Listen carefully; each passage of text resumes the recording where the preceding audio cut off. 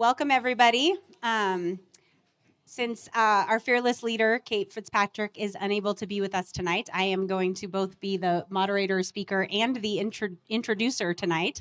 So you'll have to bear with me while I do what I normally never do and actually read to you all a little bit of this introduction. So welcome, and thank you all so much for spending your evening here with us tonight to talk about water use in Central Oregon. I'm Lisa Seals, a senior programs manager for the Deschutes River Conservancy. And for those of you that are new to the DRC, we were formed in 1996 by the Confederated Tribes of Warm Springs, irrigation districts, and environmental interests with a mission to restore stream flow and water quality in the Deschutes Basin through collaborative partnerships and incentive-based solutions. So with our partners, we have restored over 350 cubic feet per second to the basin's rivers and streams, but we still have a lot of work to do. So tonight's conversation is designed to be an accessible big picture overview of who is using water in Central Oregon, where all of the water rights lie, how water is distributed and used across cities, farms, and rivers. And we're going to walk through how basically an overallocated basin gets managed and what this year's water year is looking like, and why the timing and delivery of water matters as much as the volume. So before we get going, we want to thank our sponsors tonight. First off, we want to thank the City of Bend, who is celebrating their 100th year anniversary this year. Not the city. I'll tell them. Okay, more from Lori coming soon. And then Sun Country Tours, also another sponsor, Bend Foundation, the Clay Bow Foundation, and Hand in Hand Productions back there helping us live stream these events and make the videos available on our website. We'd also really like to thank those of you who chose to donate the $10 when you registered this evening. That really helps support us in continuing to offer this programming free and accessible to everyone. So thank you. One quick request, if you all are willing, after the event, you're going to get sent an email with a survey for you to fill out and tell us what we did well and what we can improve on. And when you fill out that survey, you are going to be entered to win a DRC trucker hat. So please, if you want your swag, go ahead and fill out the survey. Or even if you don't want your swag, we appreciate the feedback. So let's see. We'd also really like to thank all of you for being part of this work. This past year, we have fish that have found refuge in restored streams. Farmers and communities continue to share water, and families are making new memories along the Deschutes because people like you choose to invest in water. So thank you. And now on to the program and our expert panel. So I'm going to start with Lori here. Lori is the Environmental Resource Manager for the City of Bend, and she brings nearly 40 years, I hear, of experience as a city engineer and program manager across local government and private consulting in Oregon, with a particular focus in stormwater and watershed management.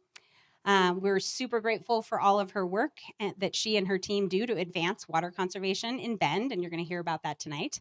And we're proud to celebrate 100 years of Bend water tonight. And then we have Jeremy Giffen, who is the Water Master for the Oregon Water Resources Department.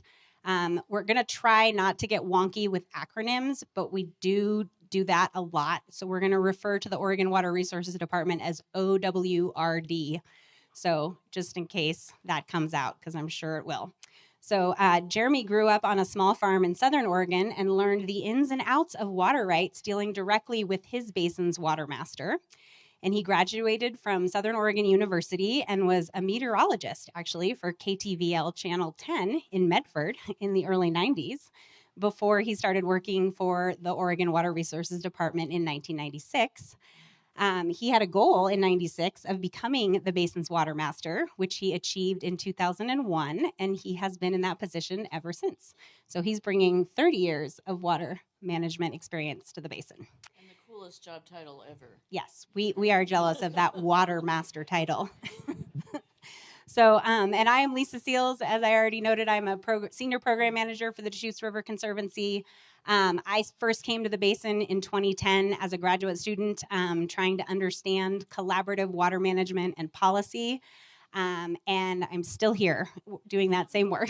so, exactly, trying to understand collaborative water management policy. So, and I love educating and love doing these seminars. So thank you all for continuing to show up to these. And I am curious. I always like to know who I'm chatting with. Who is new to the Raise the Deschutes seminar series? All right. Wow. Okay. Welcome. Wonderful. Thank you for coming. We appreciate you being here. So, without further ado, I think we're gonna launch into the fun stuff and start telling you more about water use in Central Oregon. Oh, one more thing, one more technical detail. We are going to have a Q&A question and answer session at the end, and so we'd love it if you guys could hold your questions until the end, unless we've just completely confused you by going wonky or talking about acronyms.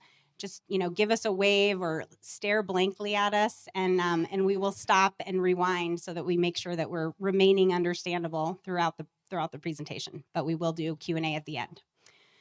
So, okay, without further ado, our beloved Deschutes Basin. You all can see it up here on the map. The Deschutes Basin is the second largest river basin in Oregon after, what's the first? What do you guys think? The Willamette, yes. Our neighbor directly to the west is the largest river basin in the state. The Deschutes is about 10,000 square miles, I believe, in size. Yep. And it runs like the Willamette. It runs from south to north.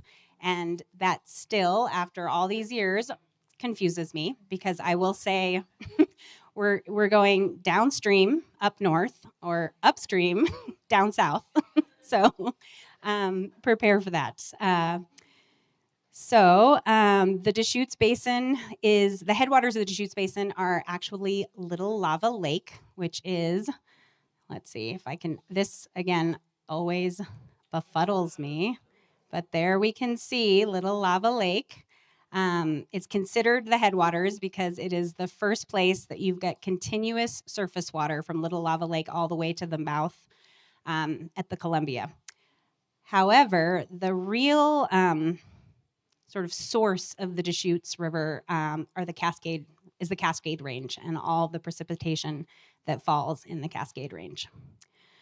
So speaking of precipitation, here you will see a precipitation map of the basin. And for those of you that maybe can't see, the darkest colors there up in the Cascade Range are more than 80 inches of precipitation, right? So right at the crest of the Cascades, you've got up to 80 inches. And then down lower in the part of the basin where most of us reside, we're getting less than 9 inches of precipitation.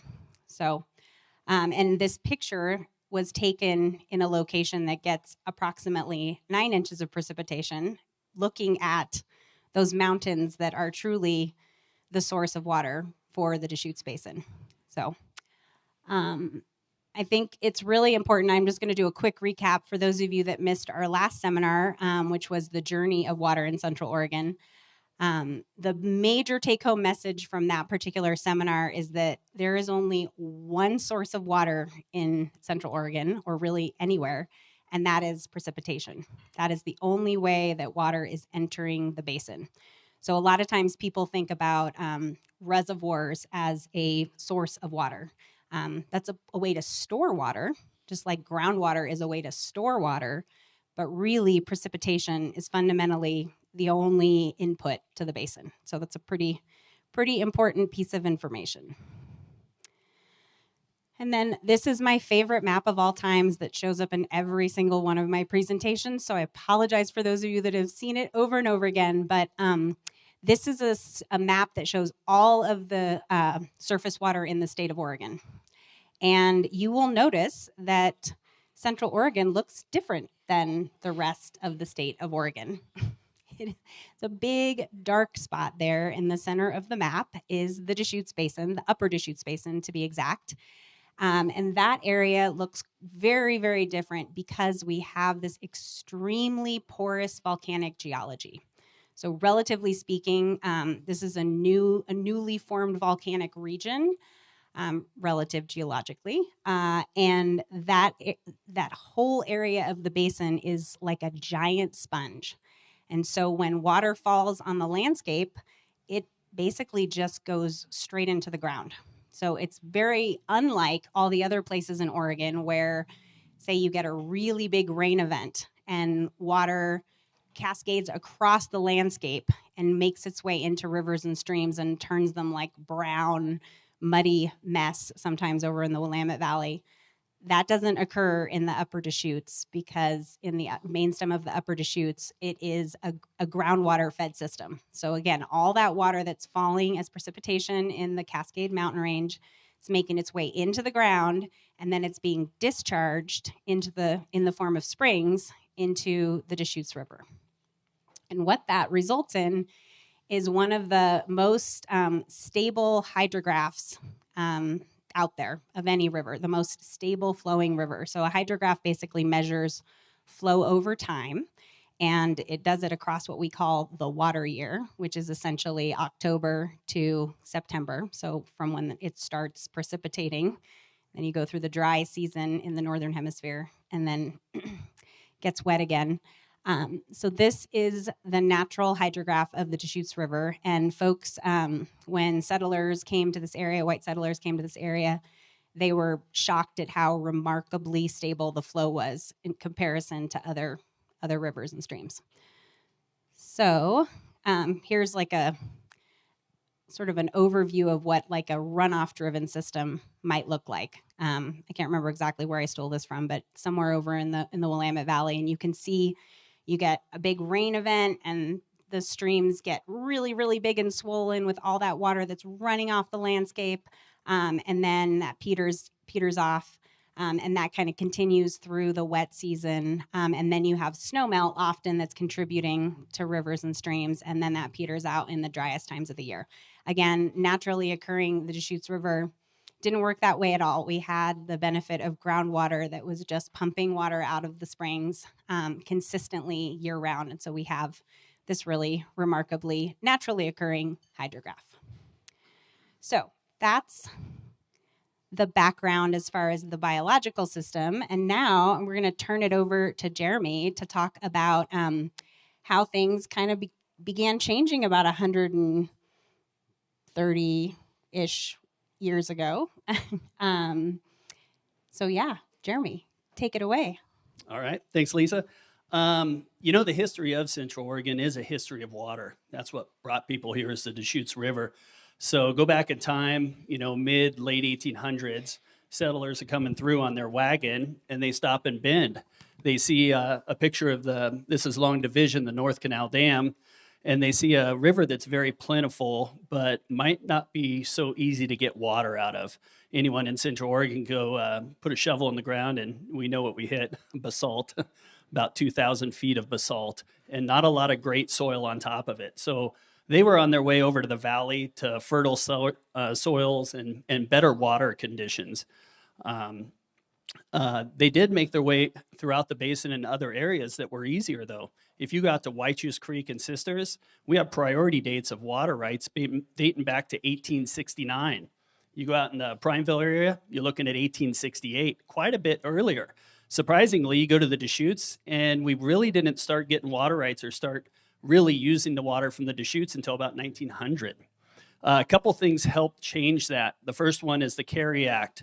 That started out as the Desert Lands Act by the federal government to try and get people to come out and settle the arid West. Didn't make it all the way through and become an act until 1894 as the Carry Act. And then the other one, coupled with that, helped progress water in Central Oregon, and that's the Reclamation Act. So the Deschutes River, the first canal came off, and you can see it in that box flume back there, the Swally Irrigation Canal, in 1899. Bunch of others canals came in, COI, Arnold Canal, things like that. In the next 6 years, we basically gave up the whole Deschutes River. We added the North Unit Irrigation District project in 1913, which over-appropriated the river. So you got to think we first pulled water out in 1899. Within a dozen years, we've given away the whole Deschutes River. There's nothing left. So what do you do when you fully give away a river? Well, you go upstream and you look for a place for storage. So you can put a dam, store in the non-irrigation season, and release that additional water during the irrigation season and keep handing out water rights. So in the upper basin, we started with Crane Prairie Reservoir in 1922. Crescent Lake a reservoir was built on top of a natural crescent lake in 1922. And then we followed up with Wickiup Reservoir in 1949, which is the biggest in the upper basin and stores approximately 200,000 acre feet for the North Unit Irrigation District. This side of this dam, once we had doled out all the water through water rights, we had dried up the Deschutes River, or as best we could, dried up the Deschutes River from the North Canal Dam on the way to Redmond. So the water master here in Bend got together with the irrigation districts and the Oregon State Game Commission, the predecessor to ODF&W, and they came up with what was called the Gentleman's Agreement. That was in 1962. The water master and ODF&W said to the irrigation districts, we know you have all the rights to the Deschutes River. However, wouldn't it be nice to keep the fish alive from Bend going north in the Deschutes River? And they said, we don't have any legal responsibility to do that, but because we are gentlemen, we'll go ahead and leave 30 cubic feet per second in the Deschutes River at this location.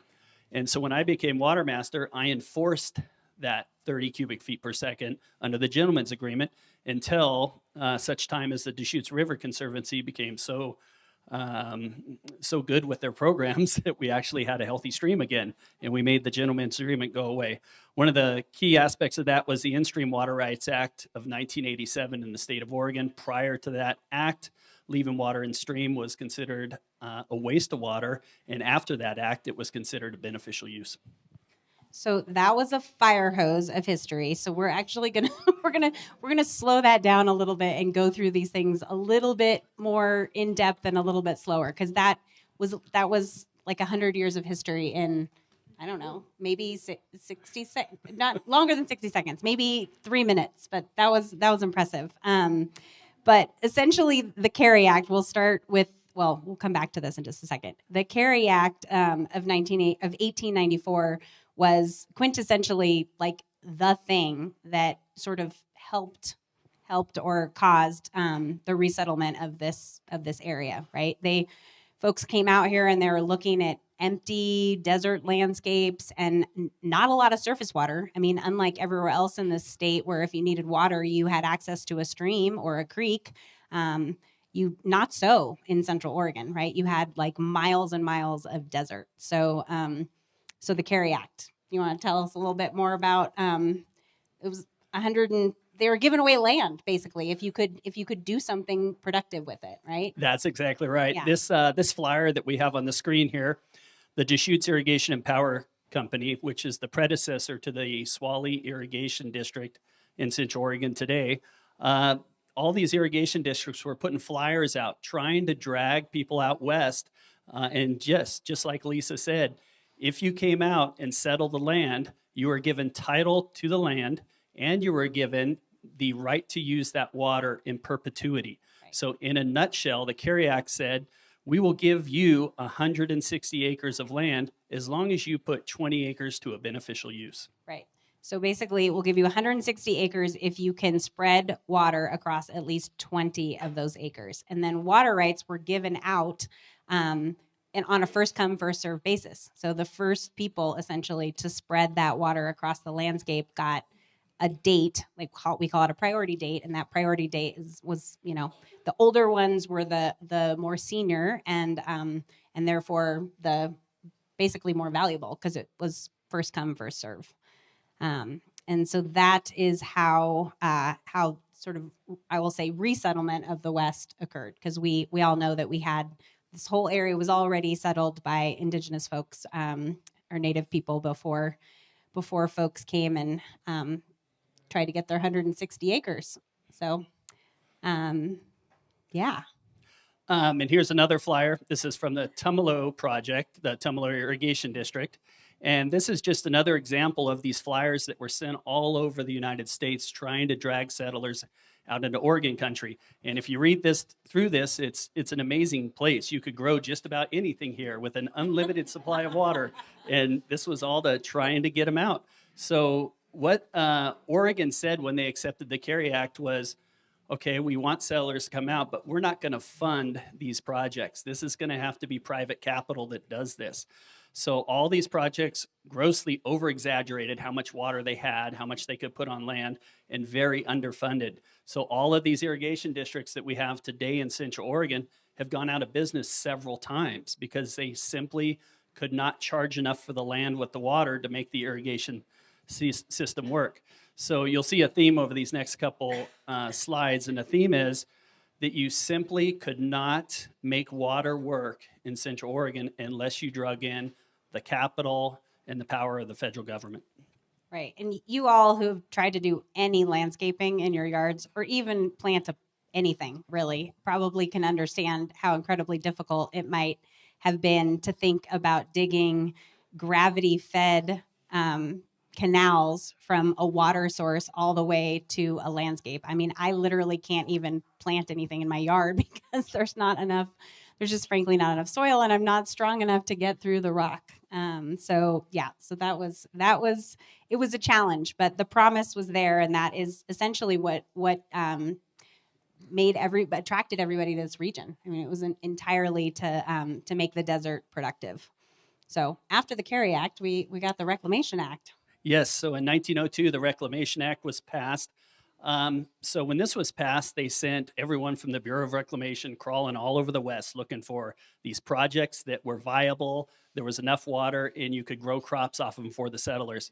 The first run through Central Oregon, the Deschutes River was very stable, but the Bureau of Reclamation said, it's crazy to divert water onto farms in this area if you lose half the water on the way to the farm because it goes through this very porous basalt. So they took a pass on Central Oregon. They didn't want to do the Deschutes project because they thought it would be too wasteful, and there was better low-hanging fruit in other areas along the West. The Great Depression came along. We need to put people to work. So the federal government rolled back out and said, let's take another look at that Deschutes project and see if we can make that work again. And so the Deschutes project was born out of that. What happened was we built Prineville Reservoir. We built Wickiup Reservoir. We rebuilt Crane Prairie Reservoir. We rebuilt Crescent Lake, and we actually rebuilt Ochoco Reservoir. And this picture off to the right is one of the last trees being fallen on the Wickiup site in about 1948, 1949. Wow. Okay, I'm going to make you all dizzy for a second and go back to a slide that I just glossed over. Which is a map of all of the 8 irrigation districts in the Deschutes Basin. They're all different colors. And going back to the water rights and giving out water rights on a first-come, first-served basis, you'll notice that there are priority dates associated with each of the different irrigation project or irrigation districts. And the youngest of them all, which we call the junior irrigation district, is the North Unit Irrigation District, and that is the pink area on the north part of the map in the Madras and Culver geography. And Jeremy said this in his lightning fast history round, which I'm so impressed by that. I'm going to watch the recording again and time it. So North Unit Irrigation District, by the time they got to the place of getting their water rights, all of the water that was in the river was it was already over appropriated. Like they'd already given out more water rights than existed water in the river. So there was no water for to water the lands up in the North Unit Irrigation District. And so the solution to that, Jeremy just talked about, was storage, right? If you can't make it rain more, but you can certainly store water when water is plentiful in the winter months and hold that back for delivering in the summer months. And so that's, Jeremy just described, Prineville Reservoir being built and Wickiup Reservoir being built and Crane Prairie. That Wickiup in particular is 200,000 acre feet in the southern part of the basin here. It is basically almost all North Unit Irrigation District water. So that is how they're able to irrigate in the northern part of the basin. Because again, precip is the only water coming in. Okay, hang tight again while we go back to current times. Okay, so the Deschutes River then and now, Jeremy. Well, just to sum up those slides, because that was a lot of information. So by 1913, again, all the surface water is appropriated, storage facilities the next couple of years. Wickiup is full and running. The North Unit project is up off the ground, 1950. Things were pretty stable in the basin after that. We had about 50 years where the irrigators were happy, the system was running good, but there was something missing, and that's the conservation piece. So in comes the Habitat Conservation Plan. Over the last 20 years, we increased the flows from that gentleman's agreement of 30 CFS that I talked about, which was a handshake agreement, let's be honest, to valid, protected in-stream water rights that will be in perpetuity heading to Redmond. And so we took that flow from 30 CFS to 140 CFS.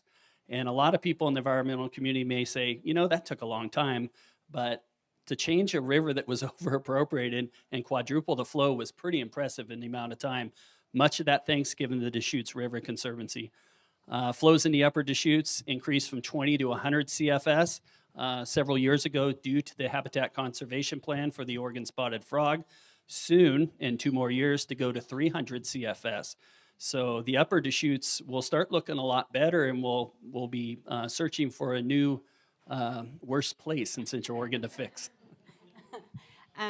Jeremy keeps giving the DRC shout outs, which is awesome, and we appreciate it. But I also have to say that like the DRC does everything in partnership with everybody in the basin, especially the irrigation districts who have the vast majority of the water rights. And so the restoration that is happening is in a large part because of all of the work collectively of the partners in irrigation districts and cities and counties and agencies and funders.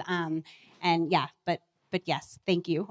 Thank you for the shout out. So I think a really important thing that I like to note is just that culturally, a lot of things also shifted in this time period. Like back in the day, preceding Jeremy's time at OWRD, the water master's job was literally to dry up the rivers, like to put all of that water to work on the landscape, like to make the land productive. Like that was the imperative for a very long time. And then, and our rivers looked a lot like you're seeing in the historic photo with, they were used to move timber. That is the history of this area. And then along the lines, folks started to realize that, hey, rivers having water also have great value. And it might be nice if we could keep some water in the rivers and if fish and ecosystems could also, survive and persevere. And Jeremy's mentioned this already, but I just want to underscore, in 1987, there was a big legal change made to our water rights system, and that's the Instream Water Rights Act that was passed in 1987. So prior to 1987, water rights, again, given out on a first come, first served basis, but they were also given out for, and Jeremy said this too, but for beneficial uses.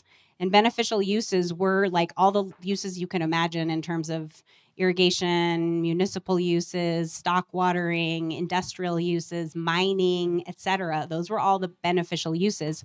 You know what wasn't on the list of beneficial uses when water law became water law in 1909? Leaving the water in the rivers was not a beneficial use. Having, healthy fisheries, not a beneficial use. So in 1987, that shifted. And I know some of you in the audience are young, but some of you aren't maybe as young. I was alive in 1987 and it's crazy to me that it was until 1987 that there was a legal imperative to leave water in stream it became a beneficial use. So that was a huge piece of this puzzle, is the cultural shifts that are happening, and then basically all the partners working really hard to amass a set of tools to actually do the restoration work that is showed on this slide, which we're going to talk more about. But okay, so going back to our regularly scheduled program, we've got the hydrograph again. You guys saw this a little while ago with the natural flow in blue. And then you've got the green hydrograph is basically the regulated flow. So once we built Wickiup Reservoir in the upper basin, which happened in it was completed in 1950. All right. So for 50-ish years, you actually would see flows even lower than what you're seeing here, coming out of Wickiup in the winter months. And then those flows would go real high in the summer months when they were releasing all that stored water down the river to be diverted in Bend and sent up for the folks in Madras and Culver to grow food, to grow crops. So this is how the river has shifted as a result of all of the changes that we've been describing. And then here's another little schematic that just shows it in a different way. You've got those winter flows being held back and essentially like really bringing the flows low in that section of river, what we call the upper Deschutes, right below Wickiup Reservoir. And then in the summer months, you basically open the dam. Well, not me, Jeremy and others open the dam and let that water out that's been stored.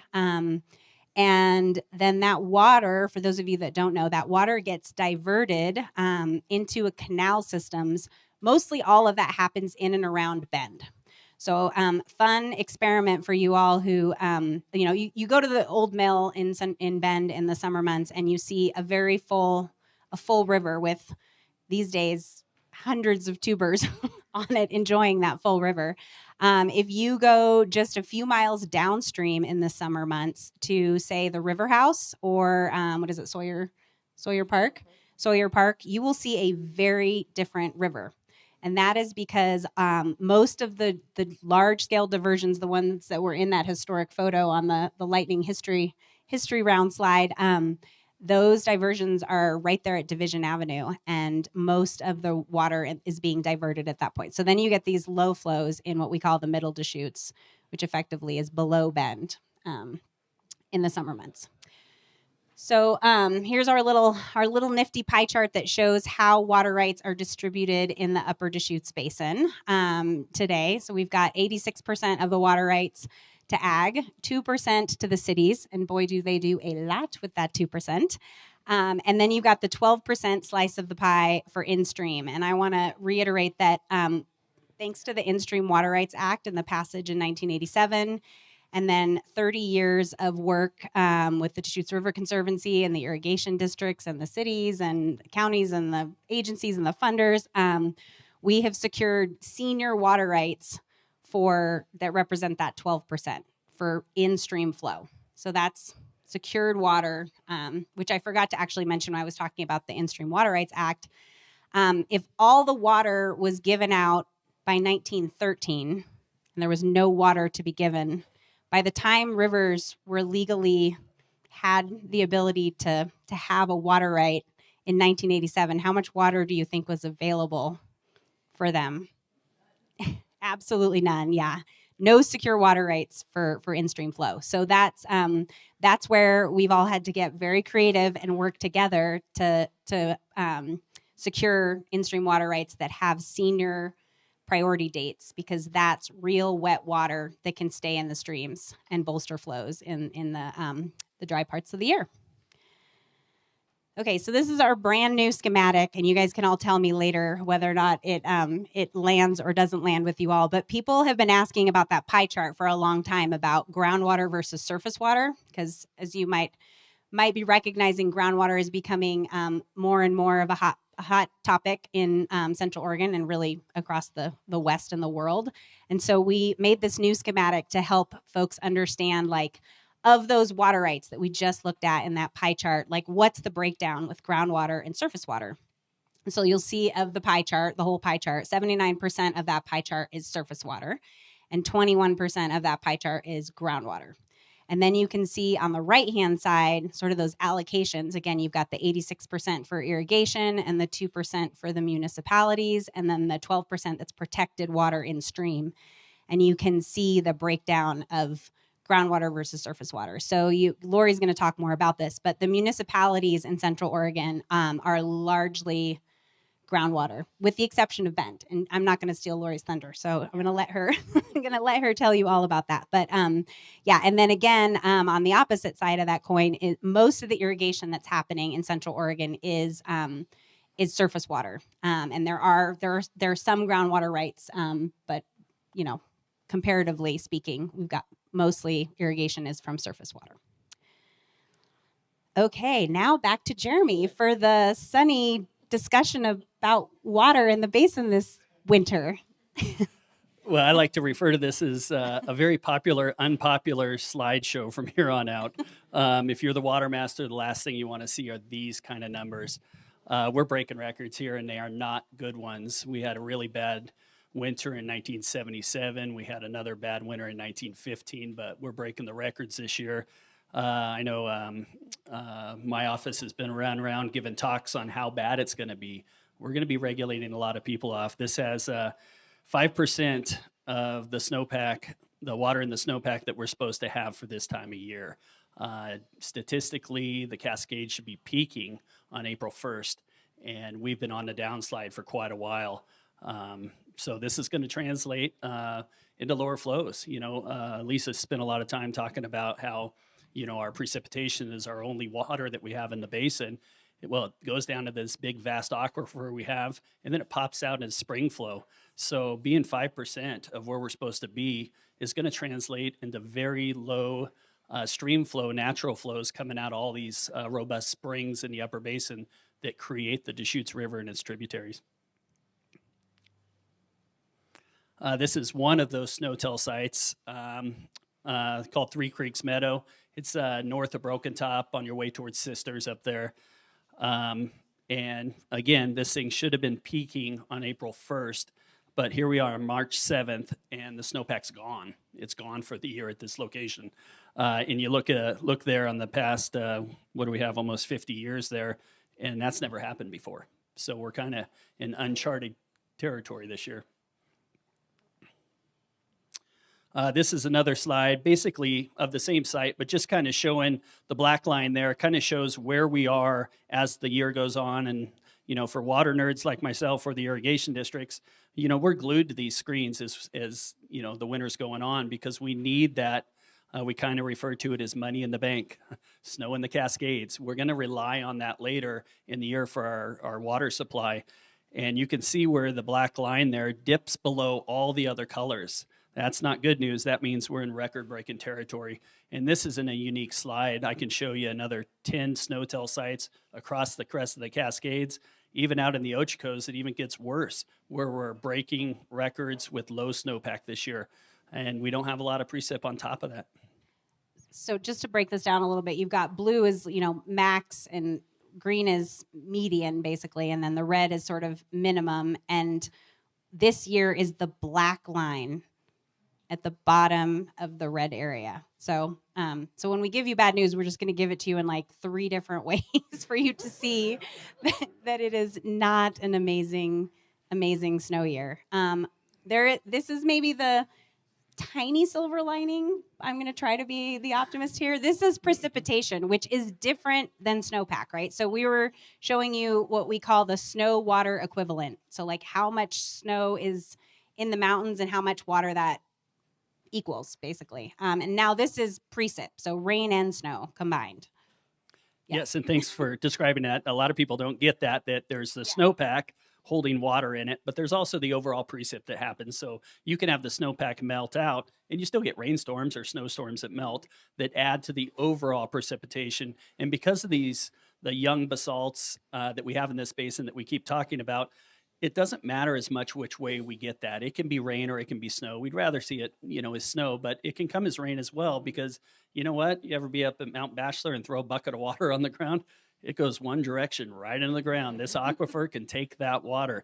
So 78%, 76. Yep, 76. Yeah, not what we'd like to see for the water year, but it's, that coupled with the snowpack is why I'm making these forecasts that the natural flow, the live flow of the Deschutes River is going to be in very bad shape this year. And we're going to rely on those upper basin reservoirs more than we ever have in the past. When we had past, I mentioned 1977, 2014, 15, those were dismal snowpack years, but we had good overall precipitation. So we didn't feel it as bad as we're going to feel it this year. Yeah, so I feel like this is sort of the silver lining. I'm going to call it sort of the silver lining. This is the result of warming temperatures, essentially. We've gotten precip, not normal precip, but it's come as rain and not as snow. Or for those of you that have been following snowpack. Like almost every time we've had a big dump in the Cascades this year, it's been then followed by 70-degree days in town or a rainstorm that essentially melts off that snow really, really quickly. But as Jeremy said, I feel like slightly better about things because all that water, whether it's rain or snow, is going into the ground in this basin, and that's different than other basins. Like in other basins, it's running right off the landscape and out, out to sea in short order, because there isn't that's the same type of connection with the porous geology that we have here. So another little term that we want you all to understand because we throw it around in water world, live flow. You want to take Yeah, this one? so when I'm talking water all the time, I keep bringing up natural flow, live flow, and that's basically the flow of the river without the storage water of the reservoirs, what it was like before we were messing around with the river. And that's key in this basin. Lisa just mentioned these runoff basins. Well, we have one right next door. It's called the Crooked River.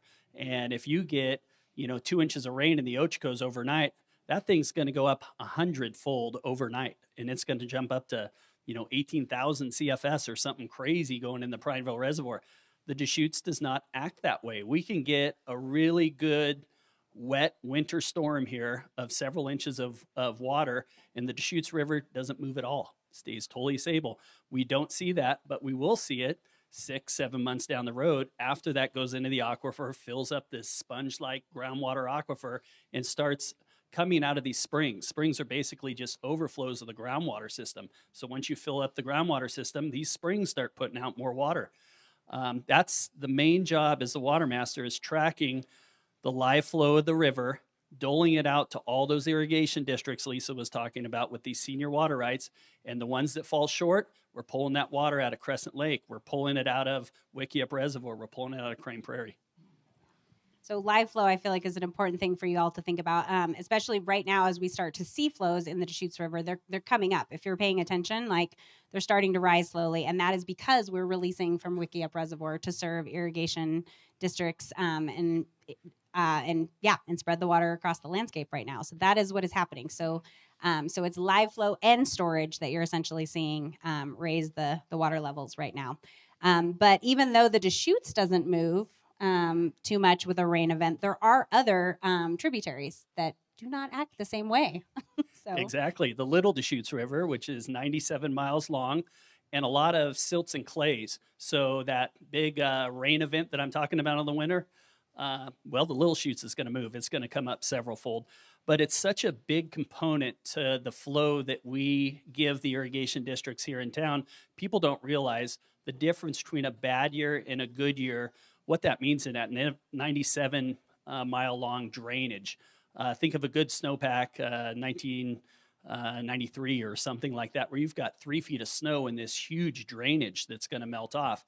Well, in years like that, we really don't need the reservoirs. There's enough melt that's going to come off, natural flow. And on here, I kind of put the good years and the bad years. So the black line is this year, which is a bad year, matching rivaling 1994. So we're looking at about 27,000 acre feet coming out of Little Deschutes drainage.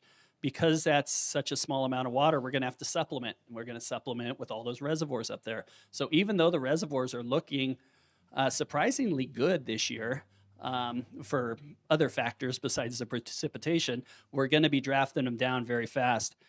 You can see the blue on there, 1999. I had 144,000 acre feet come out of Little Deschutes. That's 3/4 of Wickiup Reservoir. Yeah. And so really did not rely on Wickiup Reservoir that year.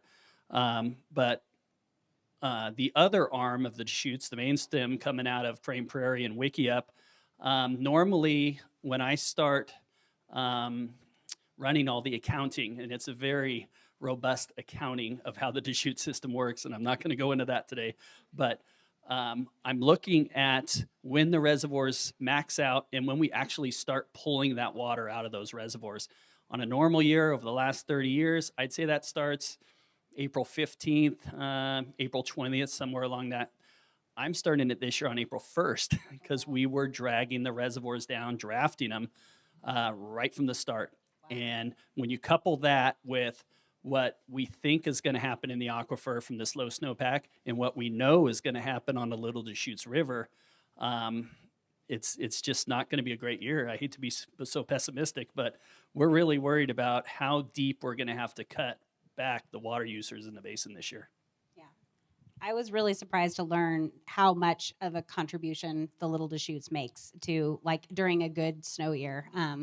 I learned that, I think, during one of your storage reports last year when you said it was 100,000 acre feet last year, and that is half of Wickiup. So on a good snow year, half the volume of Wickiup is available because of the Little Deschutes. And then you have a year like this year and not so much.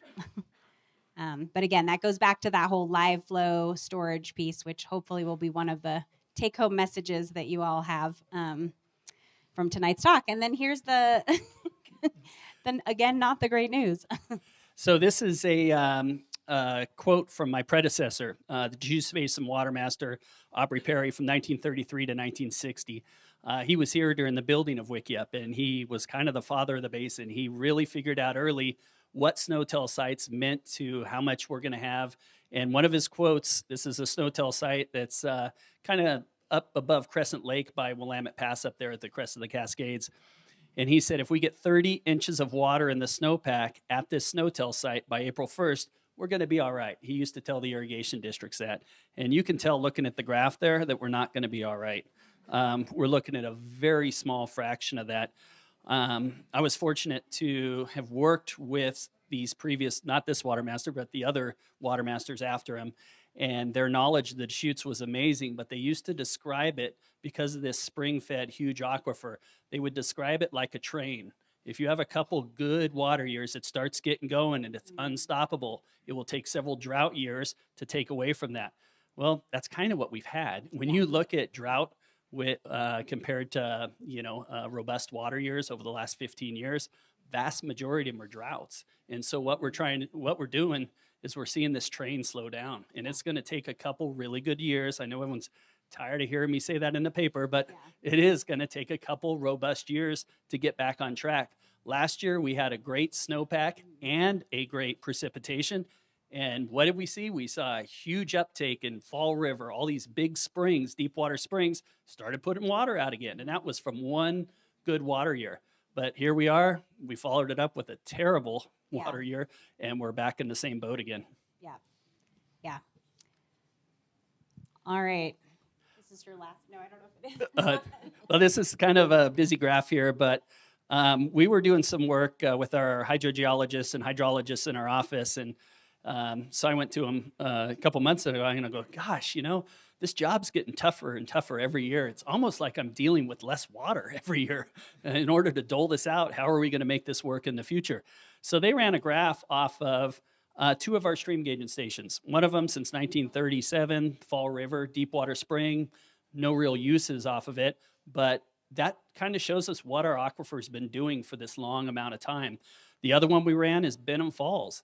That kind of collects all the water from the Little Deschutes as well as the main stem Deschutes as it makes its way into Bend. And what we're seeing here is, over the last 85 years or so, it's not in our mind. We are losing 30% of our water over that time from these winters that just aren't putting out the big snowpacks that we're accustomed to in this basin. All right. Tracking water across the basin. So Jeremy's job is to track all of the water rights and water use across the basin. So yeah, he's totally not busy. He's got plenty of time to do talks for all of us. And I wanted you to peel back the curtain a tiny bit, not get super wonky, but really just to get you all to understand a little bit like what that actually looks like. Because it's different than the cities in the way that they track water. So yeah, you want to just give us just a 10,000 foot view of tracking water in the basin. So we run, Water Resources Department runs 60 stream gauging stations throughout this basin. That's an enormous amount. So what that means is we know where the water's coming from and we know where it's going. Since 1938, we've been doing a storage report for all the irrigation districts, which shows legally who got the water, who was supposed to get the water, and if you use too much water, we're going to take that out of your storage count, out of the appropriate reservoir. So what we do every 2 weeks throughout the summer is we're monitoring all the canals in Bend, what they take. And every 2 weeks we look back and we say, what legally did you have a right to during this period? And if you went over, we're going to take some more out of your account. And if you went under, per Oregon water law, it gets passed down to the next junior user. So it's a very robust spreadsheet that we run, but it says, especially with the DRC being so successful with all these programs, now we're tracking in-stream leases and in-stream water rights throughout the basin, which also have senior priority dates. So there's a lot of moving parts to this basin, but we regulate it, and our claim to fame is within about 1 CFS of the flow that comes into town, which in the summertime is 1,800, 2,000 CFS.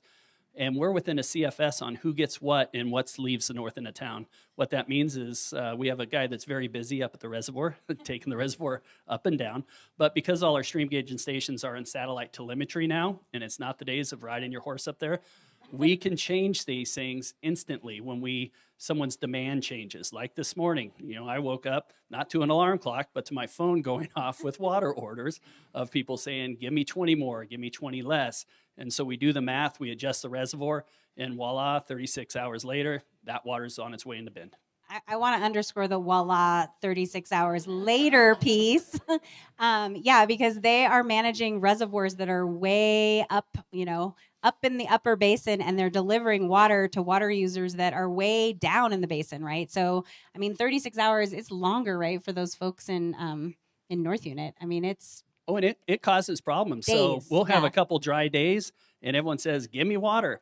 Well, then a storm comes in, and the water comes into town. They go, well, we don't want that water now. And I'm like, I'm sorry, you ordered it. It came. It's yours until we can turn this thing around. And so the timing does make it difficult. It is important for you all to just understand that piece, because it isn't, it's not modern technology of a faucet where you just turn it on and turn it off. It is again, it's a river, and it's stored water way up in the basin. It gets released, it travels down the river and then into a porous canal and then out hundreds of miles through canals before it reaches farms. So it is not instantaneous. I just going back to the tracking piece, to put this all in the most simplistic possible terms, Jeremy's job is really to be a water accountant. So live flow is effectively your monthly income. It's what's coming in. Your storage, what's in the reservoirs, is effectively, what's in your savings account. And you want to make sure that you are tracking what's in your savings account so you don't overdraw. Ideally, you're working with just the what's coming in, but that's not how it works. We're working with storage, and Jeremy's the one who has to basically do all of the monthly reconciliation of. Remember when people used to balance checkbooks? That is what Jeremy does for all of the water rights in the Deschutes Basin, making sure who's using what and how much came out of which account, so that it all adds up at the end of the season. So with that, poor Lori's been so patient up here. And so with that, we're going to shift gears into city water, which is all, just out of curiosity, how many people in the room have an irrigation water right? Okay, that's what I thought. So there's maybe, for those people at home, there's maybe 5 people in the audience that have an irrigation water right on their property. So the vast majority of people in this room are most familiar with how they're getting water from the city of Bend. So this part is the part that is more applicable, I will say, to those folks in the audience. So take it away. Probably, thanks. So I'm going to make a little change here because short person on tall person chair, and I can't feel my legs. So if you don't mind, I'm going to stand up. You won't notice the difference anyways. I just got to make sure that they can see you in the back as far as the people at home. Is that okay? Can the people at home see you? Okay. Well, I mean online. Matt, can the people at home see Lori? Do you want me to stand in the middle? We can stand in the middle, yeah. I can stand in the middle. Okay. All right. Okay. Is that better? Sorry, I'm thinking about our online audience. Okay. Yeah. Thank you very much. All right. Well, all that bad news, let's celebrate now. So what we were just hearing about was really, by and large, agricultural water use and water sources. That teacup diagram, all of that is not municipal water. And actually, one of the first questions I want to ask the group is, who's a City of Bend water customer? You get a water bill from Bend. Ooh, a lot. Others, maybe Avion. That's actually me, too. Rotes. Nobody. Municipal well. Who has a well? Or Anyone? private wells. Private wells. Yeah. Sorry. Private My bad. wells. Thank you. Okay, so we have kind of a diversity here. That's good. Okay. Well, before I get into all the details about that, this is a really important year. So, in 1926, the city of Bend started serving water to the citizens of Bend. So, this is the 100th anniversary. And so, we decided it was really important this year to celebrate that fact, to celebrate the wonderful water, right? Best water ever that we have. In fact, we've been collecting stories from people about water and what they think about it and the value of that water. And one of the funny ones is actually our water quality and lab supervisor. He actually, when he travels to visit family out of state, he always brings a 5-gallon container of water in the car with him, so he doesn't have to drink Idaho water. So just a testament to the awesome water. So 100 years ago was when we started serving water. And so here's a picture of just prior to that. This is what the Deschutes River looked like, right? It was a working river 100 plus years ago. All of that logging, the logs were rafted down the river. And of course, this is looking across at the Mill District, right? And so this was also, prior to 100 years ago, this was the drinking water source for the city of Bend. So this is where folks were getting their water from a private utility, was out of this working river with a lot of water quality issues. So you can go to the next one. Until in 1923, a letter was written from the state to the Bend Water, Light, and Power Company, who was the water provider, and basically saying that the water was not fit for human consumption. And they either needed to filter the water, which they attempted and it didn't go well, or they needed to find another source. And basically what happened, long story, but I'll make it short, is that they got out of the water business. And the citizens voted for the city of Bend to take on providing water supply. So then the city had to go find a water source. So they looked all around. When hiking all around, they looked up further on the Deschutes. They looked at like the Fall River. They looked at a number of locations. But what they settled on was they went up into the Tumalo Creek system.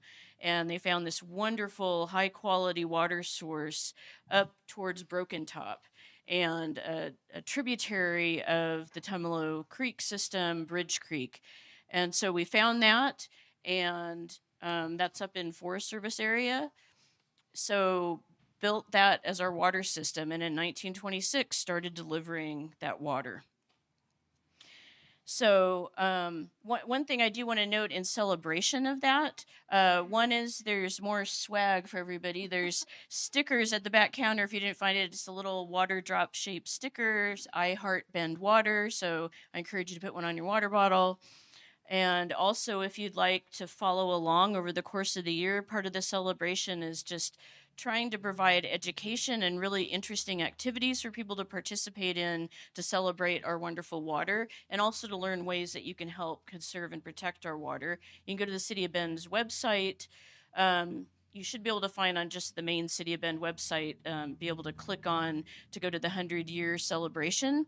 And there's a whole bunch of activities on there that you can get involved in. And including like submitting little videos of yourself saying, I love Bend water because, and we might post that.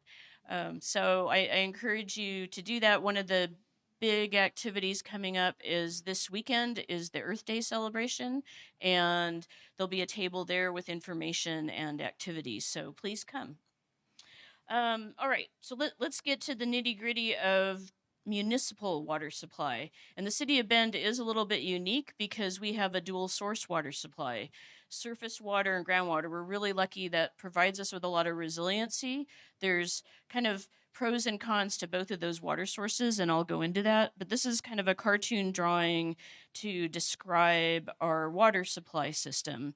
So starting over on the left, there's the source springs, Prowl Springs. Oh, thank you. Yeah. So that's up at the upper end of the Bridge Creek system. So we have springs that supply water, that some of that flow is diverted into Bridge Creek, and then it flows down Bridge Creek, and our Our surface water rights are about Bridge Creek and Source Springs water source. It flows down Bridge Creek. And if you've ever noticed, who all's been to Tumalo Falls? Hopefully everybody.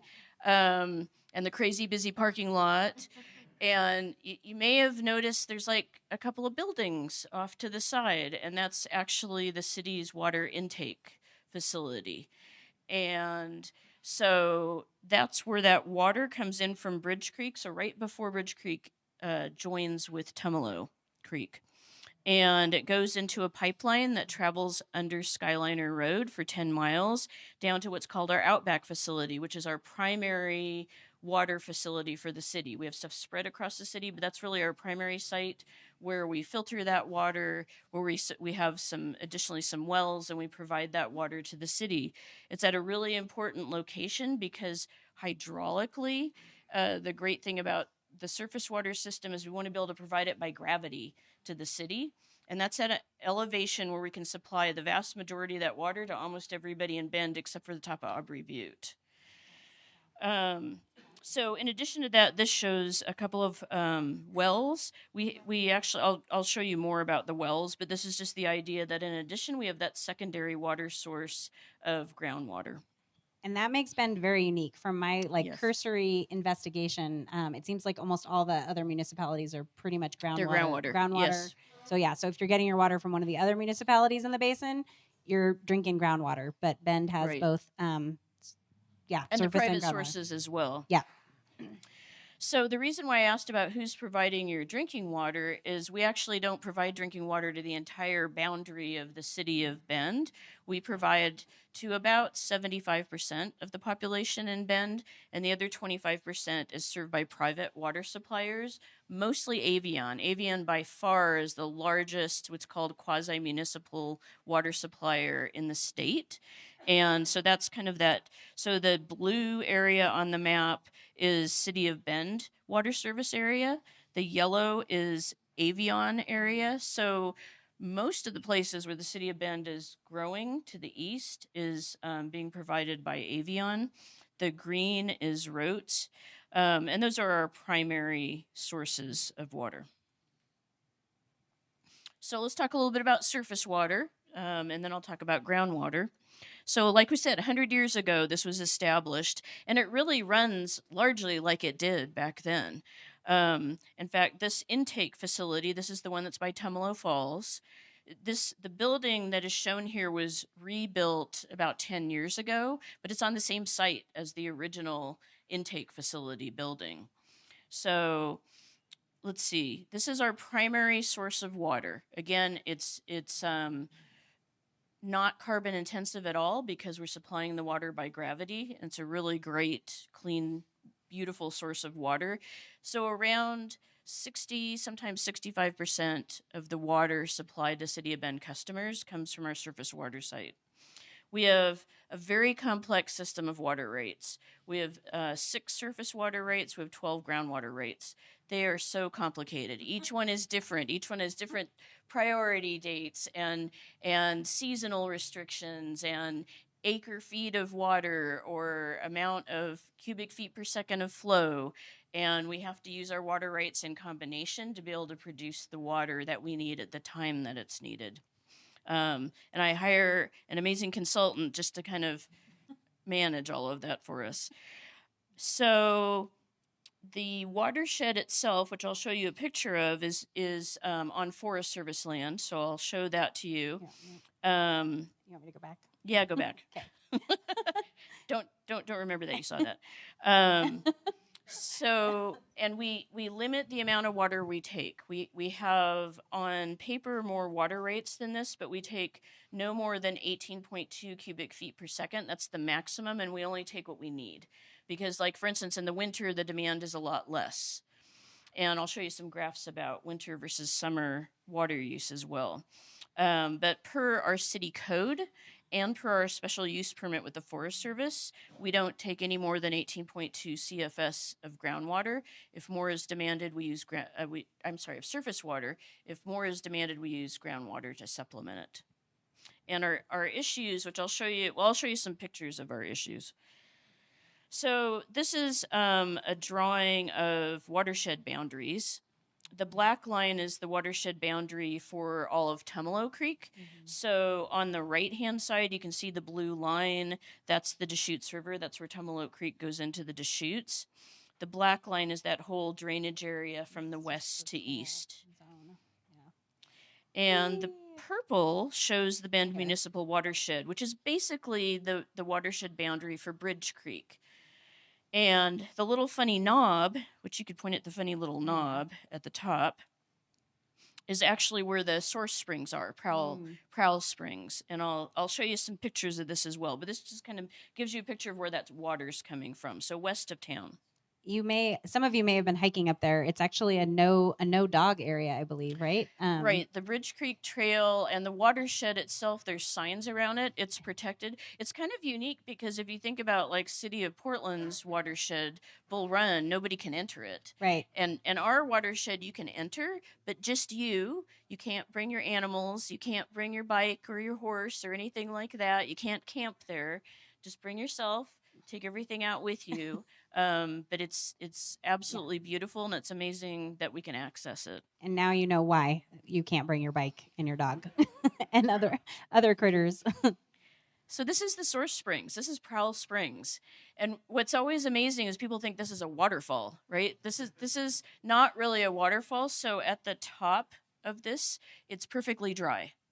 And this is water springing out the side of the hill. And this spreads along a whole hillside, but it's pretty spectacular. It's a really, really productive spring. We'll see what happens this year with the lack of snow. Typically, we see the spring has the highest amount of outflow, usually in September. That goes to that tempering, that the snow melts, it goes into the ground, and then some of it pops out in this area. Yeah. So this is a perfect example of a groundwater fed system. Yes. So those springs that you saw, that's where it says from springs up on the upper left-hand side of this drawing.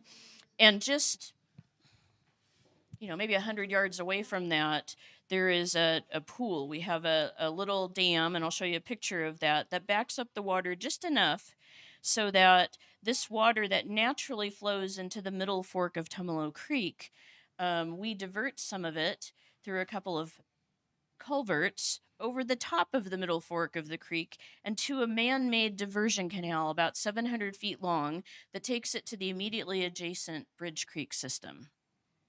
So I'll show you some pictures of what that really means. So this is that backed up water, that little ponded area, and the which is just below the springs. just right? below the springs. Yep, okay. So like honestly, if all those trees weren't there in the background, you'd be able to see the springs popping out of the hillside. And this So this structure holds water back, and the excess, what you're seeing is the excess come out, and it's flowing into the middle fork of Tumalo Creek. So now you can go to the next one.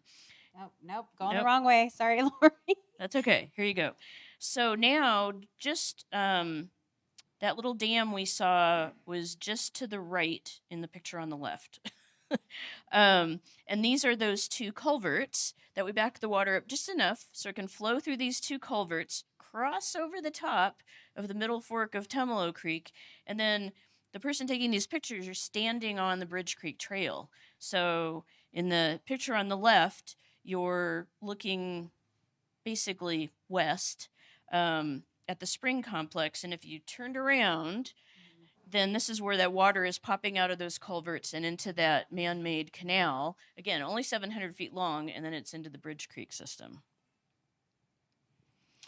And then kind of a summary of that system. On the left here is looking upstream at Bridge Creek. This is a really narrow canyon that it's been flowing through for about 6-7 miles until it gets to the intake facility. And the yellow arrow shows where the intake facility is.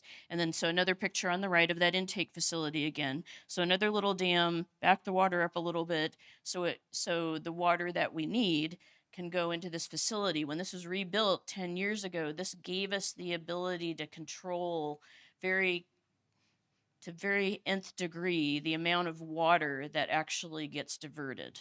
So it used to be, prior to 10 years ago, we took the full 18.2 cubic feet per second in pipelines 10 miles all the way down to the Outback facility, and the water that wasn't needed by the City of Bend customers went into an overflow back into Tumalo Creek. So there was a section of Tumalo Creek that didn't have as much water in it than it does now, because now we can control it better. And during the shoulder seasons, we have more water left in the bottom part of Bridge Creek and Tumalo Creek. And this is just another cool aerial of that. You can see down at the bottom on the left, again, that's the intake facility. And then in the middle on the top is Tumalo Falls. So that just tells you the proximity of those things. That's cool. This is showing you Skyliner Road. So again, 10 years ago, part of the water project was to build a new water pipeline because the other one was really old. And so this was building the new line. It's entirely under Skyliner Road, goes down 10 miles to the Outback facility, which the Outback is located just west of town, just a little bit past Phil's Trail, if you're familiar with that. And this is the Outback water filtration facility.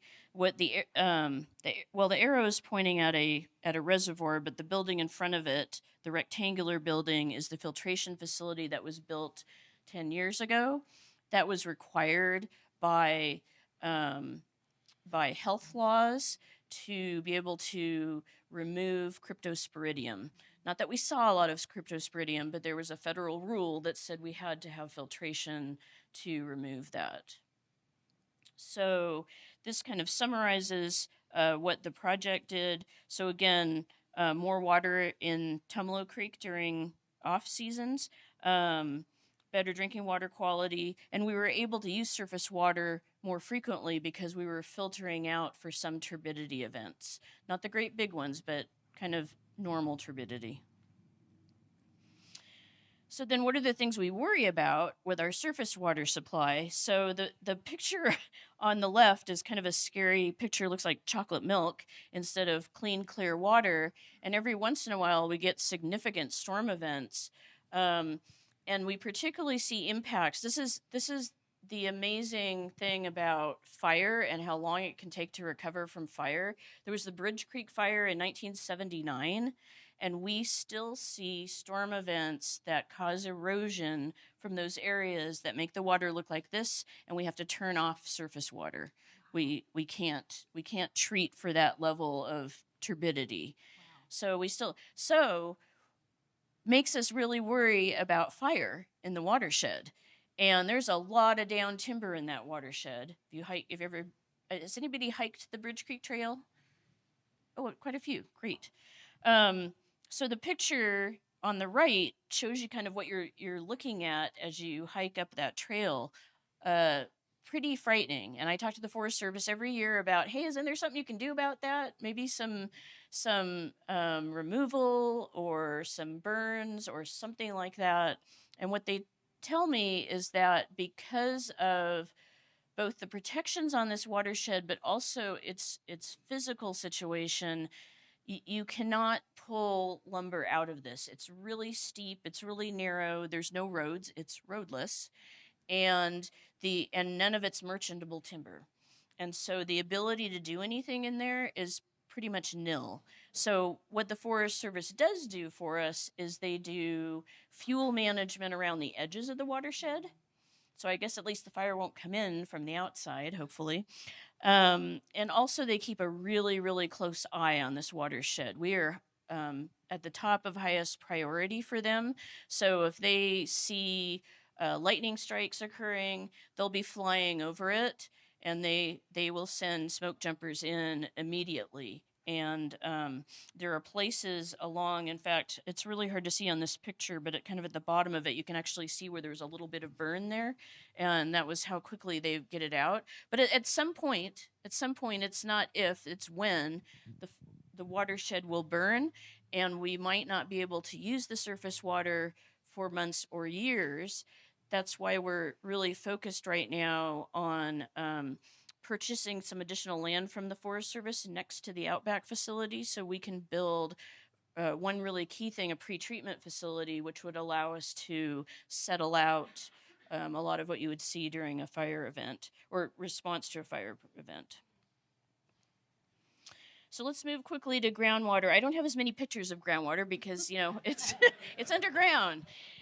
But we have currently 19 active wells providing groundwater to the city. So again, this is our supplemental source of water. We use it when we have either we have to turn surface water off, or mostly we use it for supplementing in the summertime when there's a lot of demand for water. We have 12 groundwater rights, and we've also applied for another water right that we're waiting to see on. These are really deep in the Deschutes Aquifer. Our wells on average are about 1,000 feet deep. So you can imagine the electricity cost to pull that water out of underground. It's about twice as expensive to provide groundwater as it is to provide surface water. Even with the level of treatment, we provide the surface water. So really important to us to rely on that surface water first. The other thing we want to build at Outback is in conduit hydropower, because I told you about how that water drops through that pipeline. It drops 1,000 feet in elevation from up by Tumalo Falls down to the Outback facility. So right now we have to dissipate all that energy at the end of the pipe because there can't be this energy going into the filtration facility. It'd be really great to put a turbine inside that pipe and be generating energy that could power this site plus have excess. So that's the hope that we have. And issues, of course, you saw with some of what Jeremy was talking about there are concerns about groundwater declines and about the ability to get more groundwater in the future for growing population. That's a real issue for us. And then also, we didn't even go into the mitigation program, but basically it's because we know there's this strong connection between groundwater and surface water in our basin. To be able to, a lot of our newer water rates for groundwater require us to be able to pull water out of the ground. We have to put a similar amount of wet water back into the Deschutes River in compensation for that. And it's really hard to get those basically mitigation credits. This is just a kind of a cartoon of a cross section showing that the Deschutes Basin aquifer is pretty amazing. It is humongous. It's not a swimming pool underwater, right? It's in all of the cracks of the basalt, but you have this really thick saturated layer that on average is about 1,000 feet thick. It's also very, very deep underground. You know, through Bend, it's 300 to 500 feet down to hit the top of that aquifer. And that's why I mentioned our wells are very deep. They are deep enough we're not worried about implications from groundwater decline affecting our wells. And the other interesting thing is we measure the water depth in the wells each year.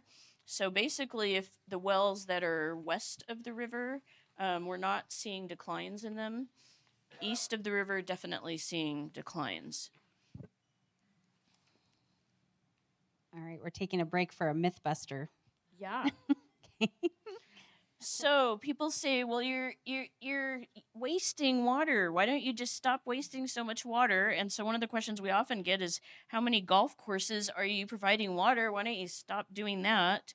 And so I have a question for folks. Yeah. How many golf courses in Bend are irrigated with city drinking water? Oh man, They we've all got know groupies, the answer. groupies I gotta get in rid the of this audience. one. Everybody knows the answer. You're correct. Although there is a bonus points answer, is that there's actually one golf course that we provide treated wastewater to, and that's Pronghorn. All right, good. You guys are good. So the other one is, what about all those breweries in Bend? You know, we all enjoy the output from that. How much water are those folks using? It's about 2%. So 2% of the 2%. 2% right? of the Going back to the 2%. pie chart. Very, very little water. But counter that with the landscape. The landscaping in the city of Bend uses 60% of the municipal water. So Yeah. So let's talk about that. yeah, let's talk about that. Can I actually go really? I'm going to go really quick to this one, and then we'll go back. You So love this picture. I do. I insisted on putting this in there because I feel like it's such a powerful thing. So the light color is surface water, the light blue, and the dark is groundwater, right? And this is hypothetical data, not like actual data. But you can see the water usage for folks indoors is pretty minimal throughout the year. You all are doing, well, the city's doing a fantastic job with conservation programs, and you all are doing a great job in your homes conserving water. But then it gets to be this time of year, and we all go outside and turn our sprinklers on, and a lot of people still have, water-loving lawns and other non-native growing green things plants green things in their yard, and that's when we really start to use water. So back to you, Lori. Okay. So similarly, the graphic on the left is showing that seasonal change in water demand in the city. So you can see at the bottom the months of the year, starting with January. You can see that summertime increase, and that blue line, in this case, represents the amount of surface water that we can use. So up to that 18.2 cubic feet per second. So above that line, that's groundwater being added in. And people ask, again, who's using the most water? And most of it is being used by single family residential. And so you can see that in the pie chart. And this is kind of just another way to look at water use seasonally. So this shows multiple years across the bottom, and each year you can kind of see this seasonal pattern in water use. So the lines represent these different uses, customer bases using water. So the orange is single family residential, the green is commercial, and the yellow is multifamily. So you can see each year in the summer, you can see that pattern of increase, and particularly for residential, that's people watering their yards. And we see about a 5-fold increase in water demand in the summer versus in the winter. So that's a really big deal. That's something to focus water conservation on. Also, what this graph shows is there's those solid colors in the back. And those solid colors represent, basically added on top of each other, that's population, that's service area population for water. So you can see growth in population over time, and you can also see that pattern of water use. What it does show, if you look at even the peak of the orange peaks over time, we have managed to do conservation such that we're not seeing a growth in peak demand. We have been able to level that off and kind of disconnect amount of water use from population growth. So we have what's called a water management and conservation plan that's required by OWRD that we develop these plans. We kind of went big time into this plan the last time we developed it in 2021, and we took a really deep dive into what are all the different, we already had a water conservation program for about 10 years, but we wanted to really dive in deeply and look at where do you get the most bang for the buck from different types of water conservation. What could we potentially really save if we really pushed on water conservation? So it gave us some goals of how much water we might be able to save if we do all those conservation measures versus not doing them. And it also gave us a goal that we can look at in terms of gallons per person per day of use and have a goal for that as well. Another thing that plan realized was that over a 20-year period of time, if we really pushed on water conservation measures, if we spent about $10 or $11 million on those conservation measures, we could push off about $20 million in capital expenditures for new reservoirs and wells. So it was really important findings. It didn't say that we could totally stop the growth in water use, but it said we could have a significant impact on that while population grows. And this shows you some of the measures that we've been implementing. People might be familiar with, there was a landscape code that was implemented almost 2 years ago now, and that basically was no more grass in the right of way. So when you see new developments happening and those landscape strips along the road, no more grass in those native plants and low water irrigation systems. And we rolled out over time a bunch of different rebates. People can look on our website to find out information about rebates that are available, both indoor plumbing like toilets and shower heads and things like that, and also for outdoor water use for the type of irrigation systems that you use. And we actually have a turf rebate program as well that's proved to be very popular. It's very expensive, but we give $3 per square foot of qualifying turf removal. So folks want to. If you're interested in the water conservation program, you can use this QR code to look up some different ways to save and some different ways you might be able to get some rebates, money back for that. So this is, I mentioned the per capita, so per person per day goal, and this is also a council goal as well. So you can see, again, the line on the top is service area population. People are like, wait a minute, there's over 100,000 people in Bend. Well, this again, this is that 75% of the population that we provide water to.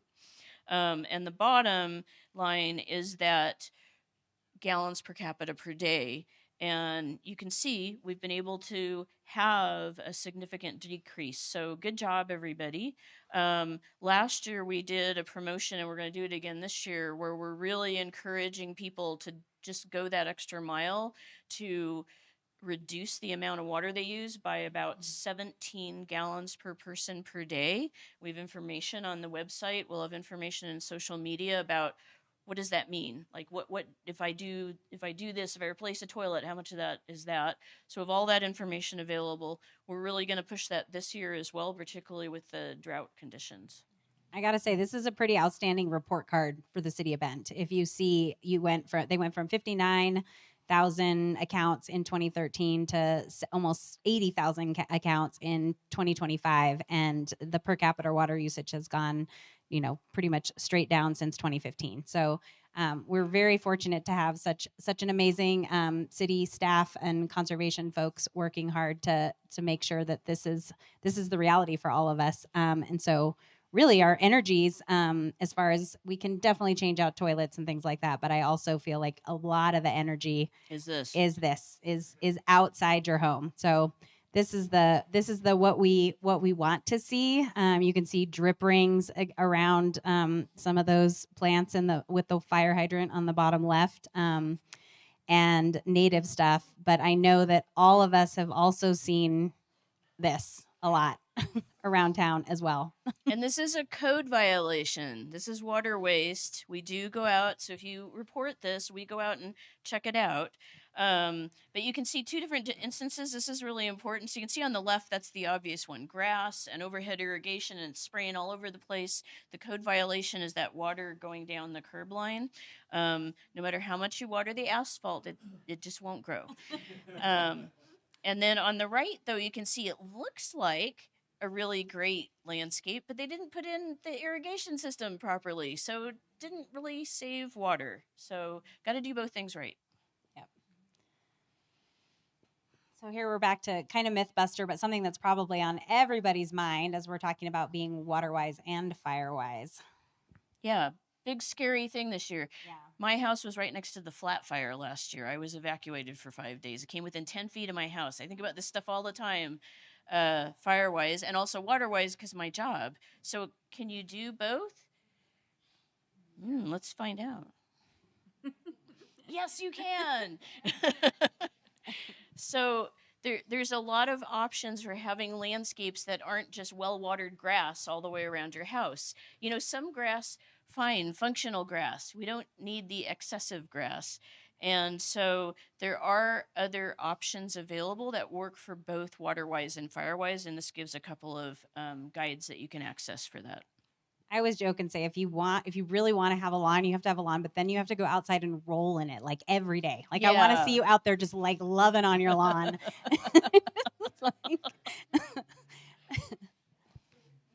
So people might remember the fires down near Los Angeles last year, right? The horrible fires. And I think there were some people suggesting that, gee, if that one municipal reservoir had water in it, it would have solved everything. So no. So our system is built to provide water to the citizens. It's to provide the demand that people have, and it's to provide for some fire suppression, but that's for like house fires, things like that. It's not for wildfires coming in from outside the city limits. We just can't build that big of a system. It would be really costly and impractical.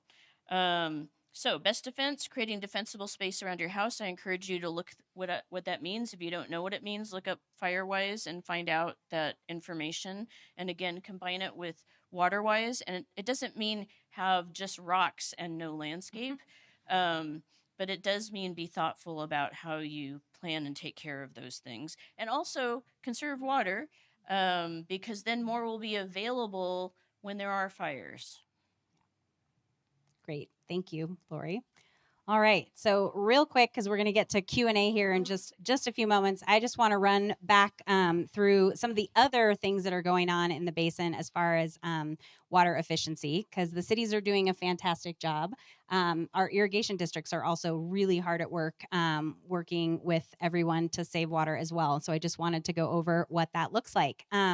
So irrigation modernization, you may or may not have heard about this movement afoot, where folks are busy piping major canals, including the canal that runs along Highway 97 from Bend to up to Terrebonne, actually. And most of those, let's see here. Why are we piping? I think we actually debated this. I think there are actually probably closer to thousands of miles of canals in Central Oregon when you start to consider like the private irrigation canals that go beyond the irrigation district canal systems that exist.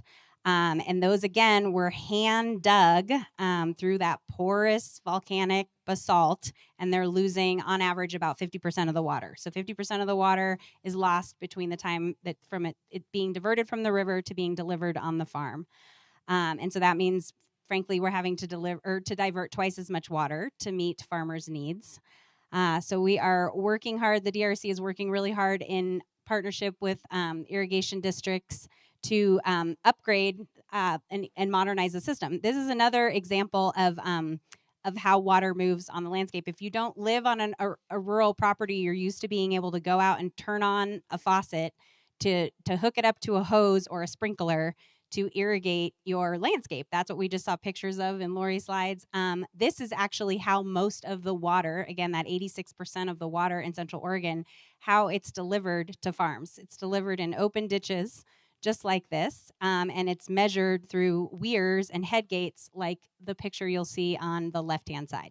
So adjusted with like padlocks and the wheel. I mean, we're, again, going back to basically the same infrastructure that we put in place in the late 1800s and early 1900s.